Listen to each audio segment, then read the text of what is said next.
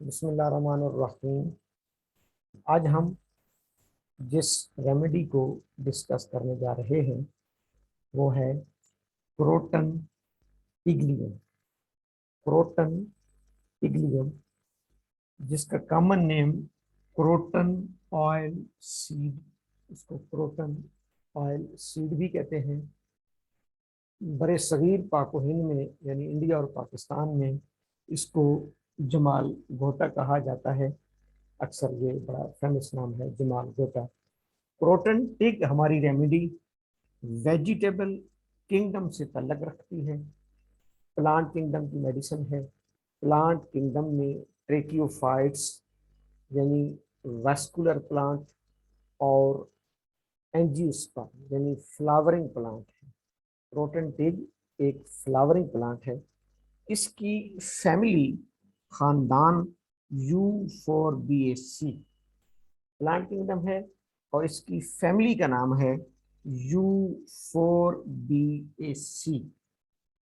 इसकी जीनस का नाम है क्रोटन और इसकी स्पीशी का नाम है पिग्लियम। क्योंकि क्रोटन जीनस के और भी प्लांट्स हैं। जो हमारी आज की ये रेमेडी है इसकी स्पीशी का नाम है टिग्लियम, क्रोटन टिग्लियम। डॉक्टर सलमान, इन नाम्स के अंदर भी इन मेडिसिन की डॉक्ट्राइन या की नोट पोशीदा होती है। बेसिकली ये जो स्पीशी है टिग्लियम, टिग्लियम ये ग्रीक जुबान के एक लफ्ज टिग्लोस से निकला है।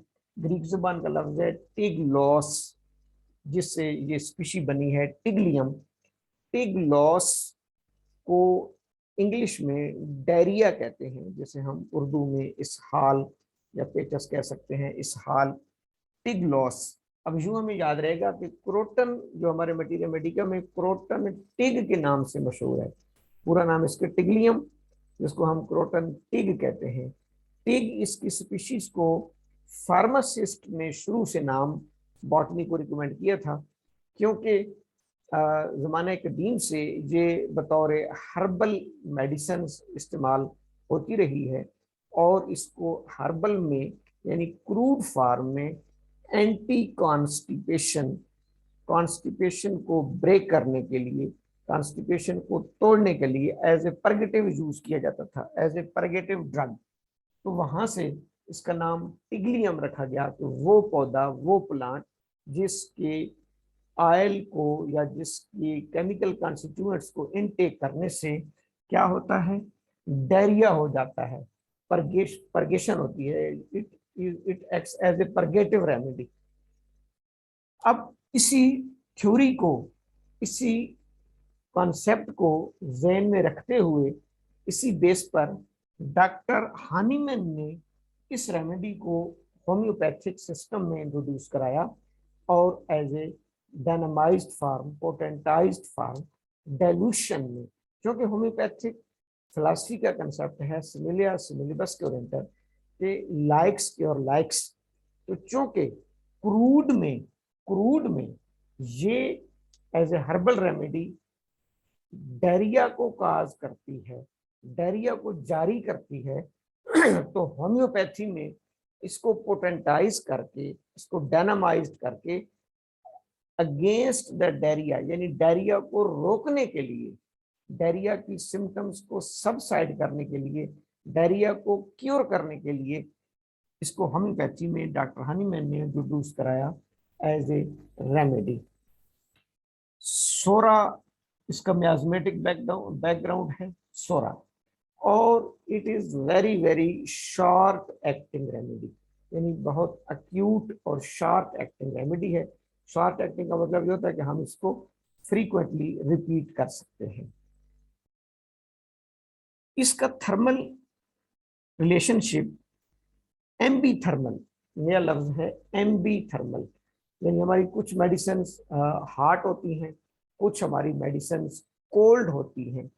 एम्बी थर्मल डॉक्टर साहबान वो रेमेडीज होती हैं एम्बी थर्मल, जिनको एम्बी थर्मल वो रेमेडीज हैं जो patient are sensitive both to hot and cold. यानी इसमें मरीज दोनों से सेंसिटिव होता है, हार्ट से भी और कोल्ड से भी, इसलिए इसका थर्मल रिलेशन है एम्बी थर्मल। किसी भी मेडिसिन की इंट्रोडक्शन बहुत मैटर करती है, क्योंकि जब हम इस मेडिसिन को प्रिस्क्राइब कर रहे होते हैं तो हम टोटलिटी ऑफ सिम्टम्स को बेस बनाते हैं, जिसमें हम पेशेंट से ये पूछते हैं कि आपकी तकालीफ या आपका मिजाज कोल्ड है या हॉट है। तो उसको मद्देनजर रखते हुए हमें अपनी मेडिसिन के थर्मल रिलेशनशिप का पता होना जरूरी है। तो क्रोटन टिग एम्बी थर्मल है, ambithermal the patient is sensitive to both hot and cold. अब इसका एम पॉइंट कि इसके अंदर है क्या, इसके सीड्स को जब ग्राइंड किया जाता है, उसका एक्सट्रैक्ट लिया जाता है, तो उससे ऑयल जनरेट होता है, ऑयल सीड। उस ऑयल में इसके बहुत से केमिकल कॉन्स्टिट्यूएंट्स हैं, जिनमें एक अहम तरीन केमिकल कॉन्स्टिट्यूएंट्स जो इसके जीनस के साथ कोरिलेट कर रहा है, क्रोटोनिक एसिड। क्रोटोनिक एसिड, इसके दो नाम हैं, क्रोटोनोलिक एसिड, क्रोटोनोलिक एसिड, या आसान याद रखने के लिए कि क्रोटन टिक के अंदर क्या है, क्रोटोनिक एसिड। क्रोटोनिक एसिड का फार्मूला है C4H6O2, 4 कार्बन 6 हाइड्रोजन और 2 ऑक्सीजन। यूं इसका फार्मूला हो गया क्रोटोनिक एसिड का C4H6O2। अब इसका फिजियोलॉजिकल एक्शन क्या है कि ये क्रोटोनिक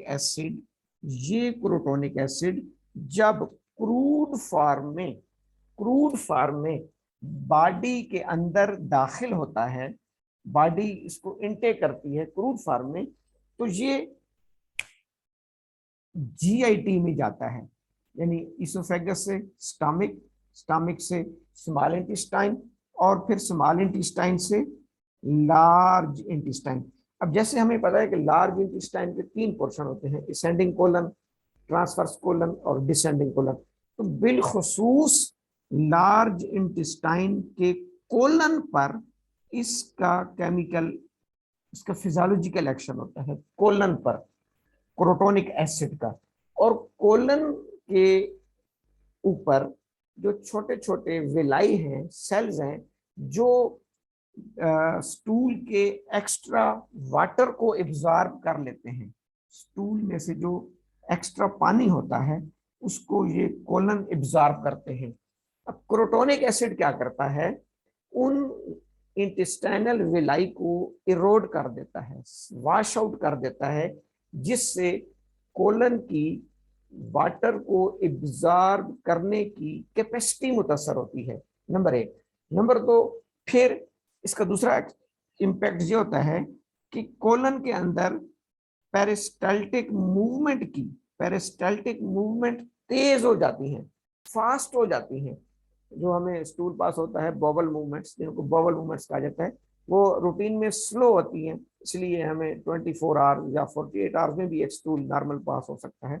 लेकिन इस एसिड की वजह से, क्रोटोनिक एसिड की वजह से, जो कोलन की विलाई हैं वो वॉश आउट हो गए, और उन्होंने पानी को एब्जॉर्ब करना था, अब वो पानी को एब्जॉर्ब करने की सलाहियत नहीं रखते, जिससे क्या होगा कि स्टूल लूज हो जाएगा और पेरिस्टाल्टिक मूवमेंट तेज हो जाएंगी, जिसकी वजह से एक तो डायरिया होता है, दूसरा साथ एब्डोमिनल पेन और क्रैम्प्स पड़ना शुरू हो जाते हैं। ये तो इसका क्रूड एक्शन है क्रोटोनिक एसिड का, जो क्रोटन टिग में पाया जाता है। लेकिन होम्योपैथिकली हमारे पास जो पेशेंट आएगा वो natural disease, natural pathological condition को लेके आएगा, वो क्रोटोनिक एसिड को खा के नहीं आएगा। वो कभी ये नहीं कहेगा कि मैंने क्रोटोन टिग्लियम के सीड्स या मैंने उसका ऑयल इनटेक किया है, नहीं नहीं, वो नेचुरल पैथोलॉजी के साथ आएगा, मसलन बैक्टीरियल इन्फेक्शन, फंगल इन्फेक्शंस, कोई इन्फ्लामेशन, किसी फूड पॉइजनिंग, गैस्ट्रोएंटराइटिस। इन सूरत हाल में भी उसके कोलन में इन्फ्लामेशन आ जाती है, जिसको कोलाइटिस कहते हैं। इसलिए इसकी मटीरियल मेडिका में जिसकी सिम्टम है वो अल्सरेटिव कोलाइटिस है। अगर हमारा पेशेंट कोलाइटिस, अल्सरेटिव कोलाइटिस, बिलखुसूस जिसमें प्रोफ्यूज डायरिया हो रहा होता है, बहुत कॉपियस डायरिया, बहुत ज्यादा डायरिया हो रहा होता है, पेन से ज्यादा डायरिया हो रहा होता है, जबकि मर्क सॉल और मर्क कॉर में पेन ज्यादा होती है, डायरिया कम होता है, इसमें डायरिया ज्यादा होता है, उसको भरपूर तरीके से डायरिया हो रहा होगा। उसको क्योर करने के लिए अब हमें, क्योंकि इसके फिजियोलॉजिकल एक्शन का पता है कि इसका क्रूड एक्शन ये है कि ये कोलन में इन्फ्लामेशन पैदा करता है, कोलाइटिस। और हमारे पास जो पेशेंट आया है वो नेचुरली इन्फ्लामेशन लेकर आया है, जो हम लाइक्स के और लाइक्स सिमिलिया सिमिलिबस कैरेंटर के तहत हम इसको पोटेंसी में यूज करेंगे, जिसमें इसकी 6C to 30C तक पोटेंसी रिकमेंड की गई है, क्योंकि ये टॉक्सिक है क्रूड फॉर्म में, इसलिए हम इसको डाइल्यूशन में देंगे। और इसकी 6C to 30C these are the best potencies which are recommended to treat the diarrhea।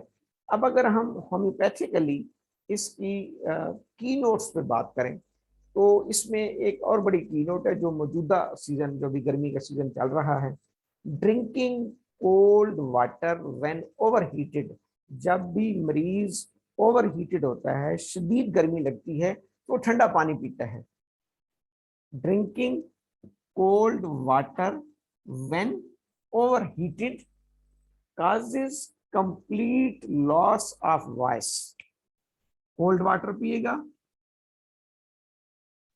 शदीद गर्मी में ओवरहीट में, क्या हो जाएगा? Loss of voice. अक्सर हमें पेशेंट इस मौजूदा सिनेरियो में मिल रहे हैं जो कहते हैं जी मुझे गर्मी लग रही थी तो मैंने शदीद ठंडा पानी पी लिया और मेरा गला बैठ गया।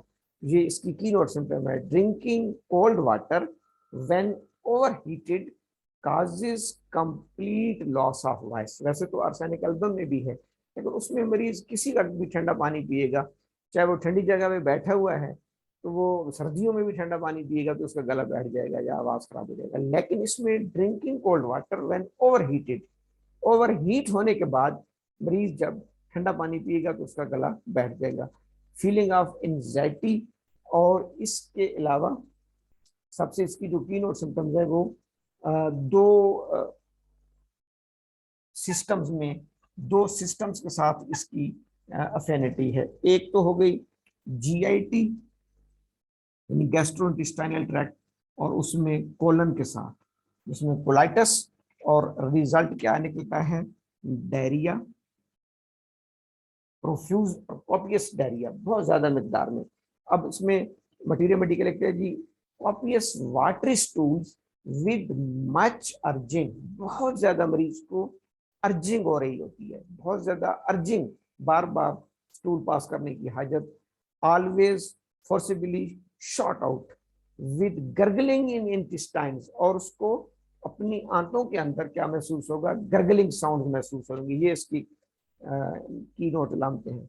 और इसका डायरिया वर्स करता है soon after drinking and eating. ये भी आर्सेनिक एल्बम की भी है, वहां हम इसको कंपेयर करेंगे कि ड्रिंकिंग द लीस्ट क्वांटिटी और even while eating, drinking the least quantity और इवन वाइल ईटिंग, या तो वो थोड़ा सा पानी पिएगा और हत्ता के खाने के दौरान उसको स्टूल की अर्जिंग हो जाएगी और डायरिया होगा। ये बड़ी इसकी कीनोट सिम्टम है। ड्रिंकिंग द लीस्ट क्वांटिटी और even while eating, constant urging to stool, उसको बार बार इसकी आदत होगी स्टूल की। दूसरी इसकी जो इसकी एफिनिटी है वो स्किन के साथ है, डर्मेटोलॉजी, स्किन के साथ। एक इसकी जीएटी गैस्ट्रोएंटरोलॉजी, एक इसकी स्किन के साथ यानी डर्मेटोलॉजी। और डर्मेटोलॉजी में इसकी सिम्टम्स हैं यानी इंटेंस ईचिंग, स्क्रैचिंग, इरप्शंस, बिलखुसूस जो है वो फेस पर और जेनिटल्स पर पेनफुल बर्निंग, ये तमाम चीजें इसमें, यानी कि डिस्चार्ज ऑफ